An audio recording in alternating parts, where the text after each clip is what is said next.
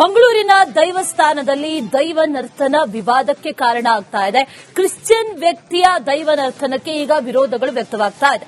ದೈವ ನರ್ತನ ಸೇವೆಗೆ ಕೆಲವೇ ಜನಾಂಗಕ್ಕೆ ಅವಕಾಶ ಇರೋದು, ಅದನ್ನ ಬಿಟ್ಟು ಬೇರೆ ಯಾರು ಕೂಡ ದೈವ ನರ್ತನ ಮಾಡೋ ರೀತಿಯಲ್ಲಿ ಇಲ್ಲ. ಅದೇ ಸಂಪ್ರದಾಯ, ಅದೇ ನಡೆದುಕೊಂಡು ಬಂದಿರುವಂತಹ ಪದ್ಧತಿ.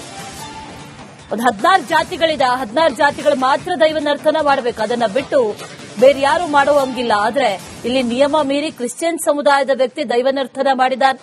ಪಂಬದ ಸಮುದಾಯದ ಸಂಶೋಧಕಿ ಡಾಕ್ಟರ್ ರತಿ ಈಗ ಇದಕ್ಕೆ ವಿರೋಧವನ್ನ ವ್ಯಕ್ತಪಡಿಸಿದ್ದಾರೆ. ಕಾನೂನು ಹೋರಾಟಕ್ಕೂ ಕೂಡ ಈಗ ಡಾಕ್ಟರ್ ರತಿ ಮುಂದಾಗಿದ್ದಾರೆ. ಜಾರಂದಾಯ ದೇವಸ್ಥಾನದಲ್ಲಿ ನಡೆದಂತ ನೇಮೋತ್ಸವ, ಆ ನೇಮೋತ್ಸವದಲ್ಲಿ ಮೂಲ ನಂಬಿಕೆ ಹಾಗೂ ಸಂಪ್ರದಾಯಕ್ಕೆ ಚ್ಯುತಿ ತರುವಂತ ಘಟನೆ ನಡೆದಿದೆ ಅನ್ನುವಂತ ಆರೋಪ ಕೇಳಿಬರ್ತಿದೆ. ದೈವಾರಾಧನೆಯಲ್ಲಿ ತನ್ನದೇ ಆದಂತಹ ಕಟ್ಟುಪಾಡುಗಳಿವೆ. ನರ್ತನ ಸೇವೆಯನ್ನು ಪರವ, ಪಂಬದ ಮತ್ತು ಪಾಣಾರ್ ಅಂದ್ರೆ ನಲಿಕೆ ಸಮುದಾಯದವರೇ ನರ್ತಿಸಬೇಕು ಅನ್ನುವಂತಹ ನಿಯಮ ಇದೆ. ಆದ್ರೆ ಆ ಮಂಗಳೂರಿನ ದೇವಸ್ಥಾನವೊಂದರಲ್ಲಿ ನಿಯಮ ಉಲ್ಲಂಘನೆಯಾಗಿದೆ, ದೈವದ ಅಪಚಾರವಾಗಿದೆ. ಅಂದ್ರೆ ಆ ಅನ್ಯ ಸಮುದಾಯ ಅಂದ್ರೆ ಕ್ರೈಸ್ತ ಸಮುದಾಯಕ್ಕೆ ಸೇರಿದಂತಹ ವ್ಯಕ್ತಿ ದೈವ ನರ್ತನವನ್ನ ಮಾಡಿದ್ದಾರೆ ಅನ್ನುವಂತ ಒಂದು ಆರೋಪ ಕೂಡ ಕೇಳಿ ಬರ್ತಾ ಇದೆ. ಈ ಬಗ್ಗೆ ಮಾತಾಡೋದಕ್ಕೆ ಸಂಶೋಧಕಿಯಾದಂತಹ ಡಾಕ್ಟರ್ ರತಿ ಅವರಿದ್ದಾರೆ. ಅವ್ರ ಜೊತೆ ಮಾತಾಡ್ಸಿ ಹೋಗ್ತೀನಿ, ಯಾವ ರೀತಿಯಾಗಿ ಅಪಚಾರ ಆಗಿದೆ. ಮುಖ್ಯವಾಗಿ ಈ ಒಂದು ನರ್ತನ ಸೇವೆ, ಅದು ರಾಜನ ದೈವಗಳಿಗೆ, ಮಾಗಣಿಯಲ್ಲಿ ರಾಜನ ದೈವಗಳಿಗೆ ಸೇವೆ ಮಾಡುವುದು, ನರ್ತನ ಸೇವೆ ಮಾಡುವುದು ಪಂಬದ ಸಮುದಾಯದವರು ಮಾಡ್ಕೊಂಡು ಬಂದಿರುವಂತದ್ದು ಈ ಪ್ರಸ್ತುತ ಈ ಸೀಮೆಯಲ್ಲಿ.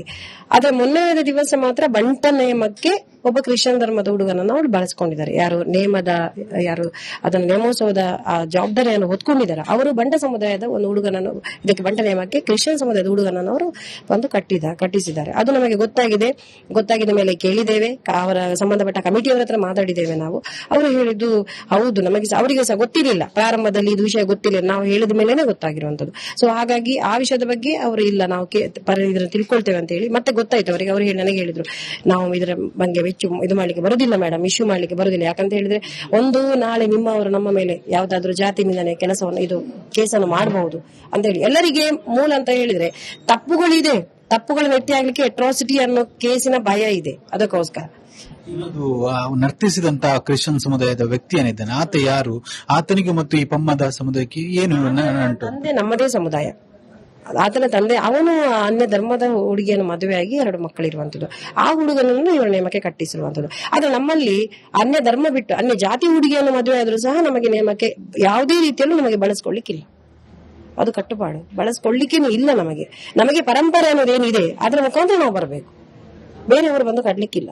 ಅದು ಯಾವುದೇ ತರ. ಈಗ ನಾವು ಸಹ ನಾವು ನಾಳೆ ಒಂದು ಮಗುವನ್ನು ಅಡಾಪ್ಟ್ ಮಾಡಿದ್ರೆ, ಈಗ ನಾನು ನನ್ನ ಮಕ್ಕಳನ್ನು ಅಡಾಪ್ಟ್ ಮಾಡಿದ್ರೆ, ನಾಳೆ ಅವಳಿಗೆ ಸಂಬಂಧಪಟ್ಟಾಗ ಅವಳಿಗೆ ಮಕ್ಕಳಾದ್ರೆ ನೇಮ ಕಟ್ಟುವ ಹಕ್ಕಿ ಇಲ್ಲ. ಆತನ ತಾಯಿ ಕ್ರೈಸ್ತ ಸಮುದಾಯಕ್ಕೆ ಸೇರಿದವಳು, ಅವಳು ಕ್ರಿಸ್ತ ಸಮುದಾಯಕ್ಕೆ ಸೇರಿದವರು. ಸೊ ಹಾಗಾಗಿ ಅವರಿಗೆ ನೇಮ ಕಟ್ಟುವಂತ ಯಾವ ವಿಷಯಗಳು ಇಲ್ಲ.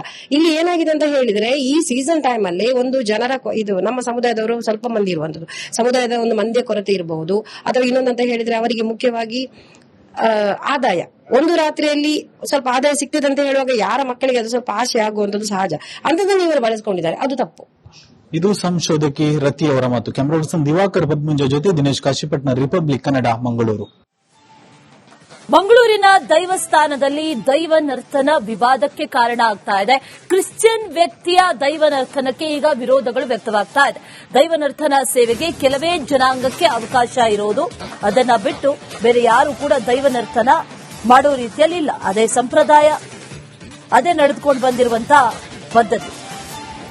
ಒಂದು 16 ಜಾತಿಗಳಿದೆ, 16 ಜಾತಿಗಳು ಮಾತ್ರ ದೈವ ನರ್ತನ ಮಾಡಬೇಕು, ಅದನ್ನ ಬಿಟ್ಟು ಬೇರೆ ಯಾರು ಮಾಡೋ ಹಂಗಿಲ್ಲ. ಆದ್ರೆ ಇಲ್ಲಿ ನಿಯಮ ಮೀರಿ ಕ್ರಿಶ್ಚಿಯನ್ ಸಮುದಾಯದ ವ್ಯಕ್ತಿ ದೈವ ನರ್ತನ ಮಾಡಿದ್ದಾನೆ. ಪಂಬದ ಸಮುದಾಯದ ಸಂಶೋಧಕಿ ಡಾಕ್ಟರ್ ರತಿ ಈಗ ಇದಕ್ಕೆ ವಿರೋಧವನ್ನ ವ್ಯಕ್ತಪಡಿಸಿದ್ದಾರೆ. ಕಾನೂನು ಹೋರಾಟಕ್ಕೂ ಕೂಡ ಈಗ ಡಾಕ್ಟರ್ ರತಿ ಮುಂದಾಗಿದ್ದಾರೆ. ಜಾರಂದಾಯ ದೇವಸ್ಥಾನದಲ್ಲಿ ನಡೆದಂತ ನೇಮೋತ್ಸವ, ಆ ನೇಮೋತ್ಸವದಲ್ಲಿ ಮೂಲ ನಂಬಿಕೆ ಹಾಗೂ ಸಂಪ್ರದಾಯಕ್ಕೆ ಚ್ಯುತಿ ತರುವಂತ ಘಟನೆ ನಡೆದಿದೆ ಅನ್ನುವಂತ ಆರೋಪ ಕೇಳಿಬರ್ತಿದೆ. ದೈವಾರಾಧನೆಯಲ್ಲಿ ತನ್ನದೇ ಆದಂತಹ ಕಟ್ಟುಪಾಡುಗಳಿವೆ. ನರ್ತನ ಸೇವೆಯನ್ನು ಪರವ, ಪಂಬದ ಮತ್ತು ಪಾಣಾರ್ ಅಂದ್ರೆ ನಲಿಕೆ ಸಮುದಾಯದವರೇ ನರ್ತಿಸಬೇಕು ಅನ್ನುವಂತಹ ನಿಯಮ ಇದೆ. ಆದ್ರೆ ಆ ಮಂಗಳೂರಿನ ದೇವಸ್ಥಾನವೊಂದರಲ್ಲಿ ನಿಯಮ ಉಲ್ಲಂಘನೆಯಾಗಿದೆ, ದೈವದ ಅಪಚಾರವಾಗಿದೆ. ಅಂದ್ರೆ ಆ ಅನ್ಯ ಸಮುದಾಯ ಅಂದ್ರೆ ಕ್ರೈಸ್ತ ಸಮುದಾಯಕ್ಕೆ ಸೇರಿದಂತಹ ವ್ಯಕ್ತಿ ದೈವ ನರ್ತನವನ್ನ ಮಾಡಿದ್ದಾರೆ ಅನ್ನುವಂತ ಒಂದು ಆರೋಪ ಕೂಡ ಕೇಳಿ ಬರ್ತಾ ಇದೆ. ಈ ಬಗ್ಗೆ ಮಾತಾಡೋದಕ್ಕೆ ಸಂಶೋಧಕಿಯಾದಂತಹ ಡಾಕ್ಟರ್ ರತಿ ಅವರಿದ್ದಾರೆ. ಅವ್ರ ಜೊತೆ ಮಾತಾಡ್ಸಿ ಹೋಗ್ತೀನಿ, ಯಾವ ರೀತಿಯಾಗಿ ಅಪಚಾರ ಆಗಿದೆ. ಮುಖ್ಯವಾಗಿ ಈ ಒಂದು ನರ್ತನ ಸೇವೆ ಅದು ರಾಜನ ದೈವಗಳಿಗೆ ಮಾಗಣಿಯಲ್ಲಿ ರಾಜನ ದೈವಗಳಿಗೆ ಸೇವೆ ಮಾಡುವುದು, ನರ್ತನ ಸೇವೆ ಮಾಡುವುದು ಪಂಬದ ಸಮುದಾಯದವರು ಮಾಡ್ಕೊಂಡು ಬಂದಿರುವಂತದ್ದು ಈ ಪ್ರಸ್ತುತ ಈ ಸೀಮೆಯಲ್ಲಿ. ಅದರ ಮೊನ್ನೆಯ ದಿವಸ ಮಾತ್ರ ಬಂಟ ನೇಮಕ್ಕೆ ಒಬ್ಬ ಕ್ರಿಶ್ಚಿಯನ್ ಧರ್ಮದ ಹುಡುಗನನ್ನು ಅವರು ಬಳಸ್ಕೊಂಡಿದ್ದಾರೆ. ಯಾರು ಅದನ್ನ ನೇಮೋತ್ಸವದ ಆ ಜವಾಬ್ದಾರಿಯನ್ನು ಹೊತ್ಕೊಂಡಿದ್ದಾರೆ ಅವರು ಬಂಟ ಸಮುದಾಯದ ಒಂದು ಹುಡುಗನನ್ನು ಇದಕ್ಕೆ ಬಂಟ ನೇಮಕ್ಕೆ ಕ್ರಿಶ್ಚಿಯನ್ ಸಮುದಾಯದ ಹುಡುಗನನ್ನು ಅವರು ಒಂದು ಕಟ್ಟಿಸಿದ್ದಾರೆ. ಅದು ನಮಗೆ ಗೊತ್ತಾಗಿದ ಮೇಲೆ ಕೇಳಿದ್ದೇವೆ, ಅವರ ಸಂಬಂಧಪಟ್ಟ ಕಮಿಟಿಯವರ ಹತ್ರ ಮಾತಾಡಿದ್ದೇವೆ ನಾವು. ಅವರು ಹೇಳಿದ್ದು ಹೌದು, ಅವರಿಗೆ ಸಹ ಗೊತ್ತಿರಲಿಲ್ಲ, ಪ್ರಾರಂಭದಲ್ಲಿ ಇದು ವಿಷಯ ಗೊತ್ತಿಲ್ಲ, ನಾವು ಹೇಳಿದ ಮೇಲೆನೆ ಗೊತ್ತಾಗಿರುವಂತದ್ದು. ಸೊ ಹಾಗಾಗಿ ಆ ವಿಷಯದ ಬಗ್ಗೆ ಅವರು ಇಲ್ಲ ನಾವು ಇದನ್ನ ತಿಳ್ಕೊಳ್ತೇವೆ ಅಂತ ಹೇಳಿ ಮತ್ತೆ ಗೊತ್ತಾಯ್ತು ಅವರಿಗೆ. ಅವರು ನನಗೆ ಹೇಳಿದ್ರು ನಾವು ಇದರ ಬಗ್ಗೆ ಇದು ಮಾಡ್ಲಿಕ್ಕೆ ಬರುದಿಲ್ಲ ಮೇಡಮ್, ಇಶ್ಯೂ ಮಾಡ್ಲಿಕ್ಕೆ ಬರುದಿಲ್ಲ. ಯಾಕಂತ ಹೇಳಿದ್ರೆ ಒಂದು ನಾಳೆ ನಿಮ್ಮವರು ನಮ್ಮ ಮೇಲೆ ಯಾವ್ದಾದ್ರು ಜಾತಿ ನಿಂದನೆ ಕೆಲಸವನ್ನು ಇದು ಕೇಸನ್ನು ಮಾಡಬಹುದು ಅಂತ ಹೇಳಿ ಎಲ್ಲರಿಗೆ ಮೂಲ ಅಂತ ಹೇಳಿದ್ರೆ ತಪ್ಪುಗಳ ವ್ಯಕ್ತಿ ಆಗ್ಲಿಕ್ಕೆ ಅಟ್ರಾಸಿಟಿ ಅನ್ನೋ ಕೇಸಿನ ಭಯ ಇದೆ. ಅದಕ್ಕೋಸ್ಕರ ನರ್ತಿಸಿದಂತ ಕ್ರಿಶ್ಚಿಯನ್ ಸಮುದಾಯದ ವ್ಯಕ್ತಿ ಏನಿದ್ದಾನೆ ಆತ ಯಾರು, ಆತನಿಗೆ ಮತ್ತು ಈ ಪಮ್ಮದ ಸಮುದಾಯಕ್ಕೆ ಏನು ನಂಟು? ನಮ್ಮದೇ ಸಮುದಾಯ, ಆತನ ತಂದೆ ಅವನು ಅನ್ಯ ಧರ್ಮದ ಹುಡುಗಿಯನ್ನು ಮದುವೆಯಾಗಿ 2 ಮಕ್ಕಳಿರುವಂತದ್ದು. ಆ ಹುಡುಗನನ್ನು ಇವರು ನೇಮಕ್ಕೆ ಕಟ್ಟಿಸಿರುವಂತದ್ದು. ಆದ್ರೆ ನಮ್ಮಲ್ಲಿ ಅನ್ಯ ಧರ್ಮ ಬಿಟ್ಟು ಅನ್ಯ ಜಾತಿ ಹುಡುಗಿಯನ್ನು ಮದುವೆ ಆದ್ರೂ ಸಹ ನಮಗೆ ನೇಮಕ್ಕೆ ಯಾವುದೇ ರೀತಿಯಲ್ಲೂ ನಮಗೆ ಬಳಸ್ಕೊಳ್ಳಿಕ್ಕಿಲ್ಲ. ಅದು ಕಟ್ಟುಪಾಡು, ಬಳಸ್ಕೊಳ್ಳಿಕ್ಕೇನು ಇಲ್ಲ. ನಮಗೆ ಪರಂಪರೆ ಅನ್ನೋದೇನಿದೆ ಅದರ ಮುಖಾಂತರ ನಾವು ಬರಬೇಕು, ಬೇರೆಯವರು ಬಂದು ಕಟ್ಲಿಕ್ಕಿಲ್ಲ.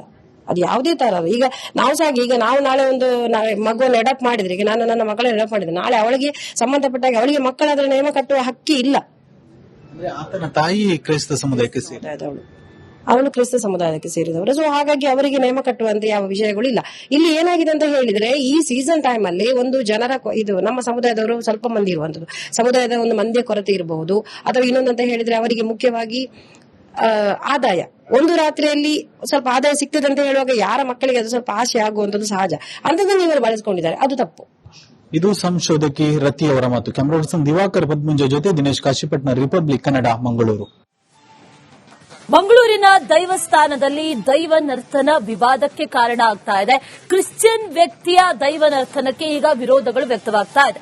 ದೈವ ನರ್ತನ ಸೇವೆಗೆ ಕೆಲವೇ ಜನಾಂಗಕ್ಕೆ ಅವಕಾಶ ಇರೋದು, ಅದನ್ನ ಬಿಟ್ಟು ಬೇರೆ ಯಾರು ಕೂಡ ದೈವ ನರ್ತನ ಮಾಡೋ ರೀತಿಯಲ್ಲಿ ಇಲ್ಲ. ಅದೇ ಸಂಪ್ರದಾಯ, ಅದೇ ನಡೆದುಕೊಂಡು ಬಂದಿರುವಂತಹ ಪದ್ಧತಿ.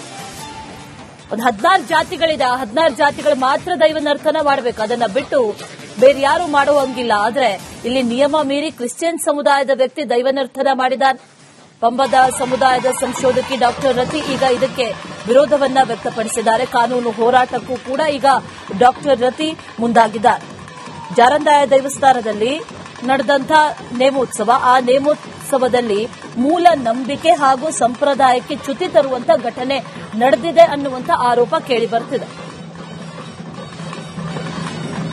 ದೈವಾರಾಧನೆಯಲ್ಲಿ ತನ್ನದೇ ಆದಂತಹ ಕಟ್ಟುಪಾಡುಗಳಿವೆ. ನರ್ತನ ಸೇವೆಯನ್ನು ಪರವ, ಪಂಬದ ಮತ್ತು ಪಾಣರ ಅಂದ್ರೆ ನಲಿಕೆ ಸಮುದಾಯದವರೇ ನರ್ತಿಸಬೇಕು ಅನ್ನುವಂತಹ ನಿಯಮ ಇದೆ. ಆದ್ರೆ ಆ ಮಂಗಳೂರಿನ ದೇವಸ್ಥಾನವೊಂದರಲ್ಲಿ ನಿಯಮ ಉಲ್ಲಂಘನೆಯಾಗಿದೆ, ದೈವದ ಅಪಚಾರವಾಗಿದೆ. ಅಂದ್ರೆ ಆ ಅನ್ಯ ಸಮುದಾಯ ಅಂದ್ರೆ ಕ್ರೈಸ್ತ ಸಮುದಾಯಕ್ಕೆ ಸೇರಿದಂತಹ ವ್ಯಕ್ತಿ ದೈವ ನರ್ತನವನ್ನ ಮಾಡಿದ್ದಾರೆ ಅನ್ನುವಂತ ಒಂದು ಆರೋಪ ಕೂಡ ಕೇಳಿ ಬರ್ತಾ ಇದೆ. ಈ ಬಗ್ಗೆ ಮಾತಾಡೋದಕ್ಕೆ ಸಂಶೋಧಕಿಯಾದಂತಹ ಡಾಕ್ಟರ್ ರತಿ ಅವರಿದ್ದಾರೆ, ಅವ್ರ ಜೊತೆ ಮಾತಾಡ್ಸಿ ಹೋಗ್ತೀನಿ.